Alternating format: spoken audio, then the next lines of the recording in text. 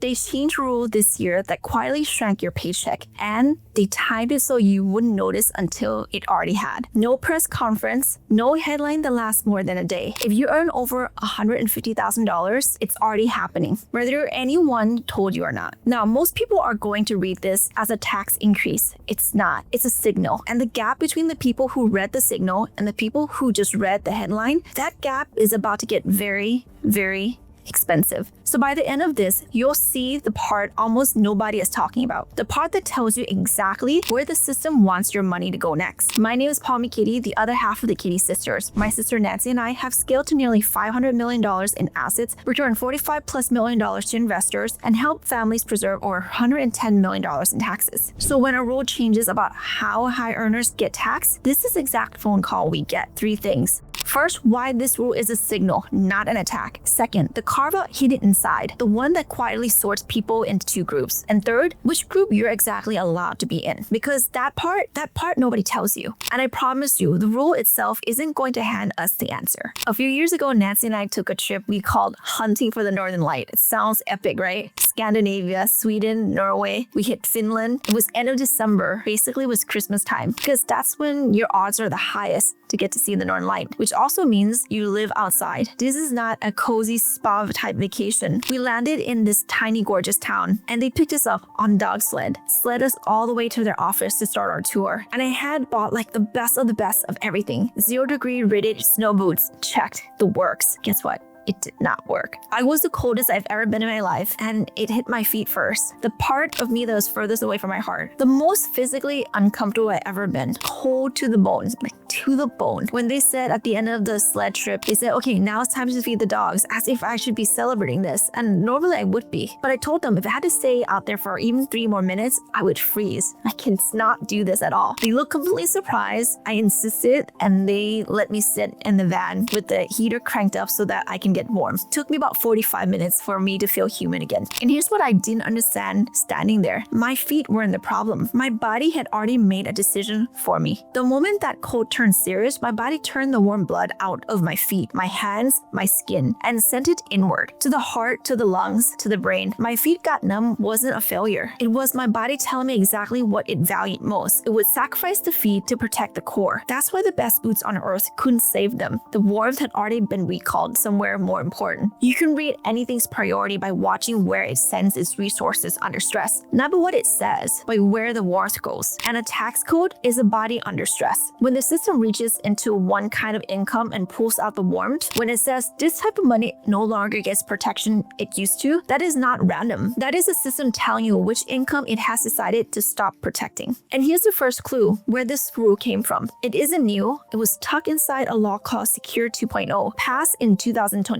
and the House passed it 414 to 5 in a Congress that can't agree what day of the week it is. 414 of them looked at this and said yes. That tells you everything. This wasn't a fight. When a tax change is that popular with people who write tax changes, it's because they already agreed on where the money should come from. And it was built to wait. Signed in 2022, supposed to start in 2024, pushed, finalized in 2025, fully live January 1st, 2026. 3 years between signed and felt. So why force high earners to catch up into Roth? It was never a retirement thing. It was a timing thing. A traditional pre-tax dollar is a dollar the government has to wait 20 years to tax. A Roth dollar, they tax it today. So this rule does exactly one thing efficiently. It pulls the government's revenue forward. It gets paid sooner, something we all know it needs. The system, under stress, reaches for the warmth that's closest. And here's the part to circle. They only did it one kind of income. So here's the actual rule, plain language. You're 50 or older, you earn $150,000. For years, you were allowed to throw an extra $8,000 a year into your 401k, the catch up. And you got to pick how, pre-tax or Roth. Your call. Starting this year, that pick is gone. Over that income line, the catch-up must be Roth, which is a polite way of saying you pay the tax on it now, today, upfront. The deduction you used to get for it, gone. Now, sometimes the smarter play, sure. Ask Peter Thiel, who turned a Roth account into billions of dollars. And I think this year he's starting to be able to withdraw it now, tax-free. Every dollar grows tax-free, short-term, plain, long-term win. That part can be real, but that's not the point. The point is the system didn't give you a choice. It forced it, and it only forced it on one kind kind of income, and that's the tell. And everyone's going to be mad about the $8,000. Forget about the $8,000. The $8,000 is a rounding error. The $8,000 is their decoy. The story is the direction. The system reached into earned income, W-2, paycheck, the kind most high earners actually live on, and pulled the warmth out. It said flatly, this money we tax now. So the move isn't find a clever workaround for $8,000. The move is to ask the question the rule is begging you to ask. If they're pulling protection off this kind of income, which kind are they leaving alone? So tonight, pull your W-2, look at the number in box 5. That's the box this rule reads. Not your total worth, not your lifestyle, one specific kind of income on a specific line. And that's the kind that should stop you cold, because the rule isn't look at how much you make. It's looking at how you make it, which means somewhere in this rule, there are two kind of people making the exact same income, and the system is treating them completely differently. So let me show you where I've seen that before. I used to fly constantly for years in the fashion business. I practically lived in airports, and coming back through US Custom was a dread. You know the choreography, the lines, the suspicious, unfriendly stare from the border officer, 20 hours in the air, then the 45 minutes at the LAX carousel waiting for your luggage,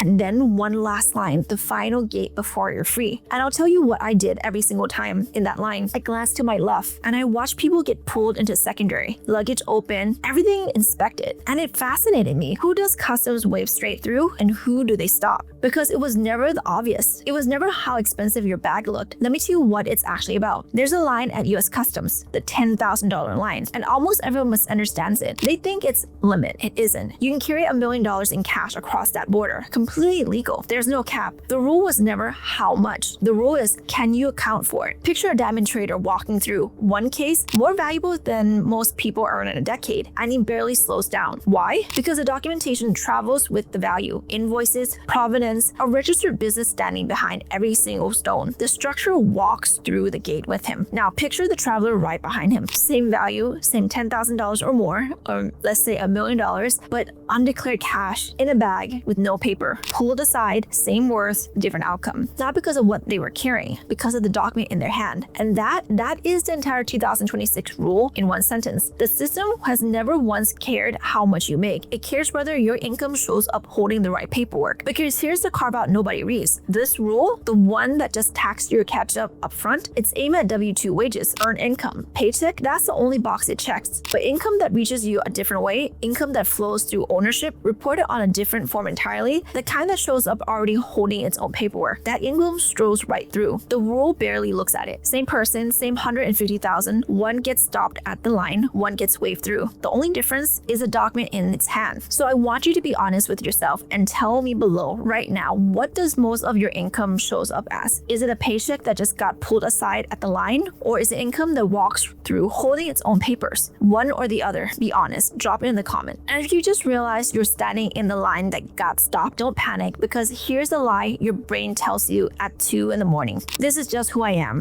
This is the line I was born in. This is my paperwork, and you don't get to change it, except there's an animal that proves that's a lie. An animal born in one kind of water that refuses to die there, the eel. The freshwater eel begins its life in salt water, hundreds of miles out in the deep open ocean. And then it does something that when I first learned it, I genuinely couldn't believe it. It swims towards land. It finds a river, and at the line where the salt water meets fresh, the place where almost every other ocean animal would die, the eel rebuilds its own body. Its kidneys change, its gills change, the chemistry in its own blood changes, so it can live in the water that would have killed the fish it grew up next to. And years later, when it's ready, it changes back and swim out to sea to spawn. The eel was never sentenced to one kind of water. Its environment was never its fate. It carried inside it the ability to change which world it could survive in. And so do you. The line at custom felt permanent. It isn't. The lane you're standing in, earn income, the paycheck, the box this rule just reached into, that was never your fixed nature. It's just the water you started in. There's another kind of water, income you own instead of income you earn. Income that shows up already holding its paper. Income the system, even as it tightens around the paycheck, keeps quietly waving through. And the move from one to the other is not luck. It's not birth. It's biology you're allowed to choose. This is the whole game. Not save more income to get pulled aside. Build income that walks through the gate. Move from the water that gets colder to the water that was built for you to grow in. The eel doesn't fight